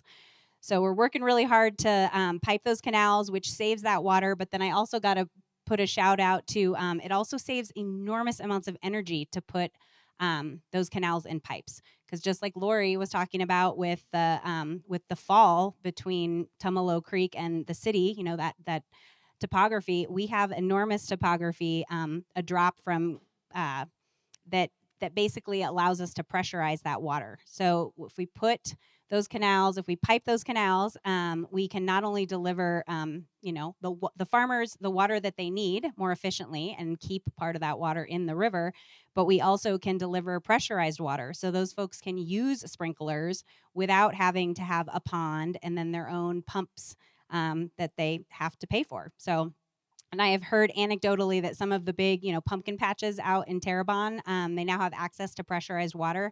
It cuts their utility bills like $20,000, $30,000. We're talking enormous amounts of energy that these folks are using to spread that water across the landscape. So piping canals really is super valuable. It also facilitates people hooking up to sprinklers, because again, going back to this photo, if this is how your water is delivered to your property, you have to dig a pond if you want to use a sprinkler. You have to put in a pump system. and you have to pay for electricity. The easier way to do this is to flood irrigate, right? You have an open canal and you figure out a way to spread that water across your landscape. That's effectively what folks have done for the last 100 or so years. It's not super efficient. It doesn't really result in wonderful yields for the farmers, but it doesn't come with a massive energy bill, right? So when we put those canals and pipes, we facilitate folks being able to more easily and more inexpensively hook up to sprinkler systems and get the water where it needs to be to the plants in the correct amounts. So it also helps lead to what we're sort of working on, we call water marketing or water banking, effectively going back to what we talked about with the different priority dates and the water rights, and how there are some folks who have more secure senior water rights, and then you have folks like up in Madras and Culver who are growing 50% of the world's carrot seeds up there in that irrigation district. Those folks are like lowest in the pecking order. So in a year like this, I mean, they have access to the stored water in Wickiup, but when folks have to be curtailed, they're the first to be curtailed. So we're trying to come up with really cool and creative programs that allow for folks who have more senior water rights to essentially like market or pass their water along to folks who have junior water rights. And in exchange, those folks with junior water rights then can actually release water and are releasing water from Wickiup Reservoir in the winter months that are restoring river flows. So basically, we've created this cool situation where we really have opportunities for win-wins for the farmers up north to get the water that they need and the river to get the water that it needs as well. So that's how we're working through our programs and projects. And this, again, all comes together because it takes a village. We have 30 years. The Deschutes River Conservancy has been working in the basin for 30 years. Jeremy's been working in the basin for almost 30 years. And we've gone through many iterations of having all these different groups and partnerships come together to talk about all these issues and to brainstorm about how we're going to meet the needs in the basin. And the latest iteration of this is the Deschutes Basin Water Collaborative, which is currently ongoing, where we're really, we've got all the people at the table having the really hard conversations, trying to figure out how we are going to collectively put our heads together to meet all of the needs. Because I optimistically do feel strongly that we have enough water in this basin to meet our needs. We just need to be more efficient at the end of the day. Like, we have to kind of let go of it's a free-for-all, like there's limitless resources. I think we've all let go of that mentality culturally, and we just need to now be efficient and figure out how we can share. So we are doing that. Whoops, I'm going backwards. And then this is my parting. I love this slide. So this is my parting word for all of you who live in the city and maybe don't have water rights, but you too can help with the water issues by going native if you can, or going out and loving on your lawn, and then no judgment whatsoever. Okay, so with that, we are going to take questions, and if you will are we going to do a mic? Somebody going to circulate a mic roll? Okay, we got a mic coming your way because we want the audience at home to be able to hear questions. So right up here in the cap, first hand up. So this is the 86% question for the water master. And I'd like to hear your comments on crop selection. Okay, because we haven't heard anything about that. Is that a free-for-all too? I see a lot of alfalfa grown. It's a really, really water-hungry plant. I can see all the economic pushes are maximize profits, plant that. But it's stunning how much alfalfa's grown here, baled up, shipped out across the ocean. So are the end users going anywhere with crop selection, and how does carrot seed fit into that? Is that water hungry also? You want to take this one? I mean, carrot seed is a lot of it's drip irrigated. So Well, the state doesn't differentiate between beneficial uses such as crop type. We look at irrigation just as a blanket, and so we haven't gone into that. But it is true that water is not evenly shared across Central Oregon. It's not sent to the best beneficial uses. It's sent per Oregon water law to the senior users. So, for example, not to pick on anyone, but some of the best crops grown in the basin are in the North Unit Irrigation District. This year, they set their allotment at about this much water on your field for the whole season. 1.3 acre feet per Per acre, acre. is what North Unit Irrigation District farmers were allocated for this year. So that's for the entire season, 1.3 acre feet per acre. Yeah. And then we have some of these older court originated water rights back in the day that have a duty. Again, what Lisa and I are talking about is a duty and overall usage for the season. The duty is a little bit higher than this roof for that same acre. So we're not looking at equality on how it's done. It was basically doled out, first come, first serve, first in time, first in right, and that's the system that we're under. I mean, we encourage conservation and the best beneficial use of the water, but really Oregon water law does not differentiate between the beneficial uses of irrigation. Yeah. So in addition to trying to modernize the actual infrastructure that moves the lion's share of the water in the basin, I will say that, the partners are also working to try to modernize some of the policies, right? So like we passed legislation last year that allows for some creative water movement, right? Because it actually takes an enormous amount to transfer a water right. Like to go through the state administrative process of transferring a water right from like a senior irrigation district to a junior irrigation district in a time of drought, like it's almost not doable just in terms of the time frame that it takes to do the administrative processes. So we're working again collectively. The partners are hard at work trying to come up with tweaks to policy that will make sense for helping the water, us all to just be more efficient and get the water where it needs to go. And that being said, Deschutes County was successful in declaring a drought, and Crook County and Jefferson County and the rest of the counties are well on their way to getting that drought status. So I just want to say these processes that are costly and take a lot of time, we actually have tools in the toolbox when you are declared drought to make water movements for that exact reason very quick and very cost effective. And so I encourage you to go to the Water Resource Department website where we have a lot of drought tools on the front page, but it's really a good tool that is utilized in Central Oregon. When people know how much water they have and they're in a drought, we've been moving that water to better uses.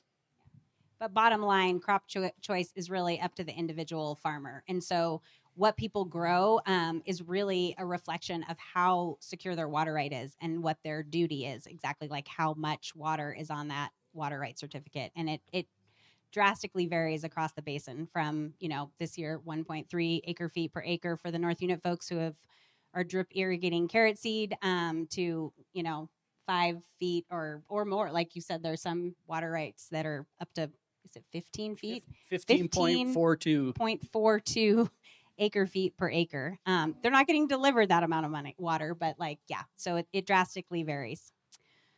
So, do you know the answer to that question? We have a question online that has been blinking at us for a while, which is wondering how this year compares with the drought of 1977. I do not know specifically about the year of 1977. Do you? Yes. So that was kind of the gold standard of droughts in Oregon because it was both a snow drought and an overall precipitation amount.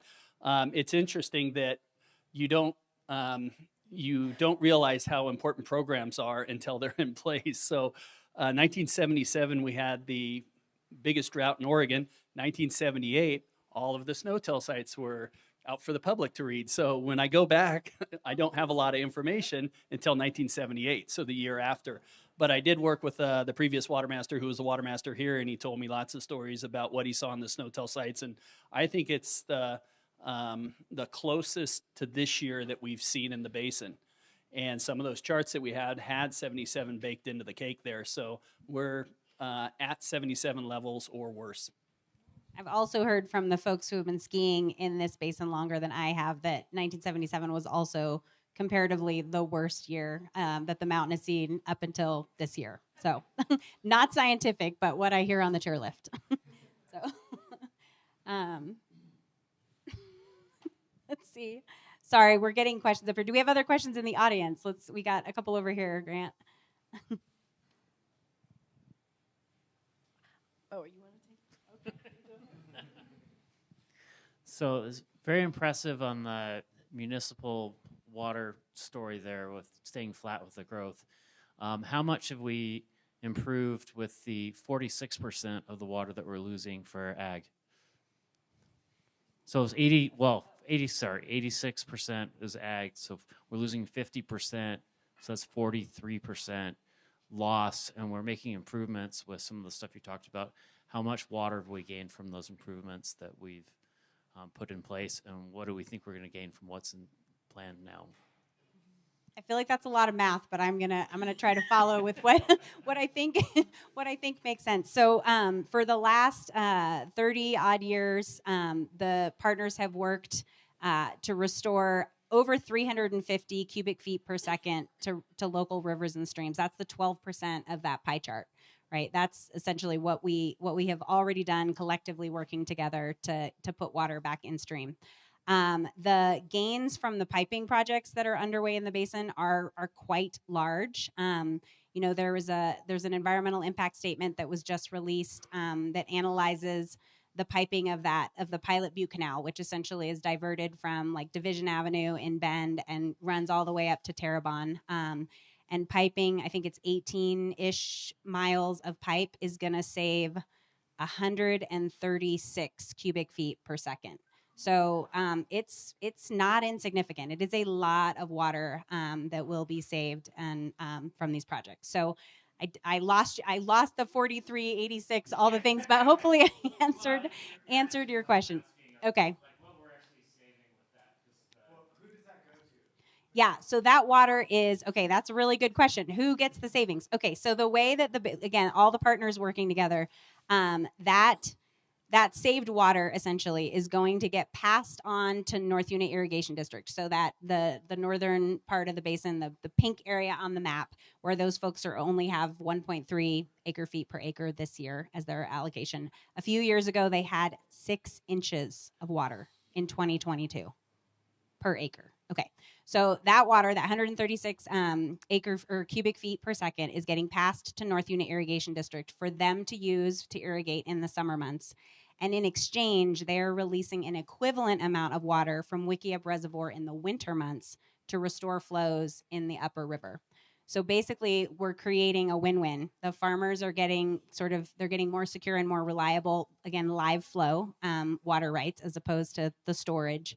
And then the river is also winning by getting restored flows instead of having all that water held back in Wickiup.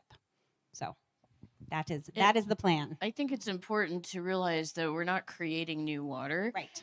There's always a water balance.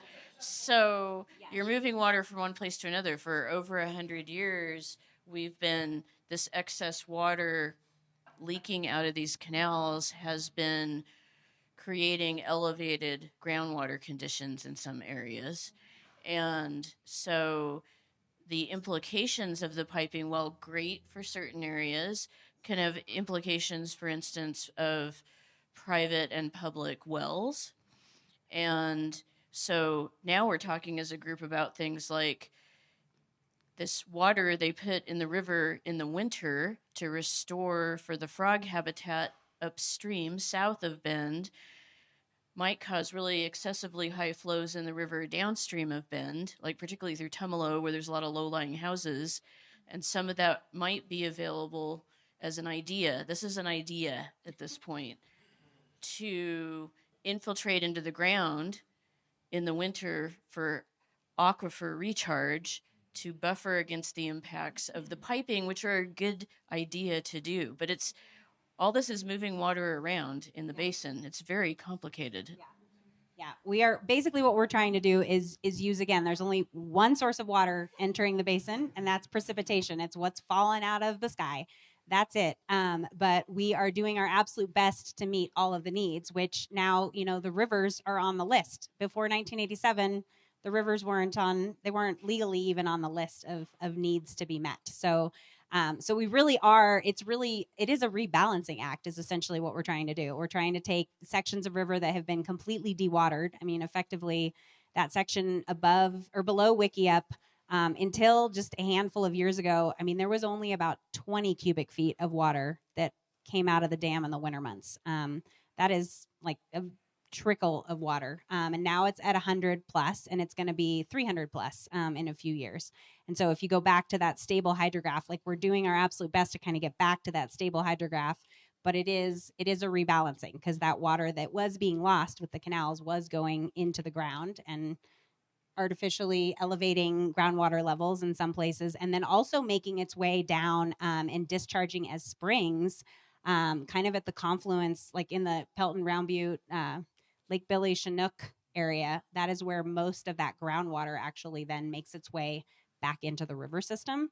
So we'll also see changes in springs, spring discharge in that area in the basin as a result of the piping of canals, unless we do the aquifer recharge, which we may or may not do. But as you can imagine, we're having all these conversations, and it really, really does take the cities, the agencies, the environmental interests, the tribes, the irrigation interests, all working together to have these conversations to try to meet the needs. But again, I remain optimistic that in this basin we are in a good position, and we do have really robust water resources and enough to meet the needs. But we need to be more efficient, and the way that we used water 100 years ago doesn't work for 2025.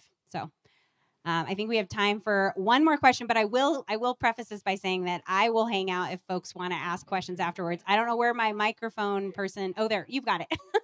The woman with the microphone gets the last question. This is an odd question, but when I talk to people about water conservation, they often quote the urban legend of oceans of water underneath us. And I find I don't have a good educational response to that. So could you provide one? Yes, and I will also just put a plug into the fact that we've been doing these seminars now since 2022, and we actually have like a whole online library of past seminars, including not one but two that talk about the oceans of water, i.e., groundwater underground. So yeah, we don't have oceans. What we have is really porous rock that holds water. Like the spaces between the rocks and this, if you think about like a cup of sand, and you could like pour a glass of water on top of that cup of sand, and it would just infiltrate in all of the cracks and crevices of the sand. That is effectively what we're sitting on. We're sitting on a very, very deep, as I think Lori said, thousands of feet deep aquifer, which is the technical term, which is a bunch of water stuck between all the cracks and crevices of that basalt that laid down from all those volcanoes. So that is what we have. It is not that there are places where you can like go like scuba diving underground in like caves and things, and that is not our landscape. But I will say to maybe check out the groundwater Raise the Deschutes that we've done, and I have a feeling, with everything that we have going on with groundwater in the basin, I foresee we will have another groundwater seminar before too long. So stay tuned. And actually, my coworker in the back said, if you reach out to her, she'll actually email you the link to the Raise the Deschutes seminar. I want to make one more final comment that was made online by Jeremy's former boss and coworker, who wanted to point out that when it really comes to each and every one of us conserving water, it really does, I'm going to underscore this because of Kyle, it really does matter what we do outside of the house. Because what we're doing inside the house is actually, we're largely recycling the water that we use inside the house, right? You take a shower, it goes down the drain, it ends up in the wastewater system. You didn't get to talk about wastewater, but it ends up out after it's been gone through the whole treatment, and it infiltrates back into the ground. So it is in the cycle. Whereas if you are watering a lawn outside, a really, really thirsty lawn, that lawn is drinking that water, and effectively that water then is being consumptively used by the lawn. It is not going back into the Deschutes system. Like ultimately, it will transpire into the atmosphere, but then it's gonna go water another area, the way the water cycle works. So yeah, so you guys, biggest bang for your buck, most things that you guys can do to help save water, support the work of the DRC and all of our partners, and then yeah, like go native, go native, because lawns do suck. So with that, we're going to call it a night. But thank you all for being here and for sticking it out. Please come again. We're actually going to switch from indoor seminars to outdoor tours. So we're going to have 3 different tours over the course of the summer. So if you haven't signed up for our mailing list, please do, and we will send out information for those tours. We typically try to take you guys out to a farm, at least for one of the tours. Another one will probably be on the river somewhere, and then the other is kind of to be determined, maybe something with the city. So more information coming soon. But thank you all very much for your interest in water. Thanks for being here.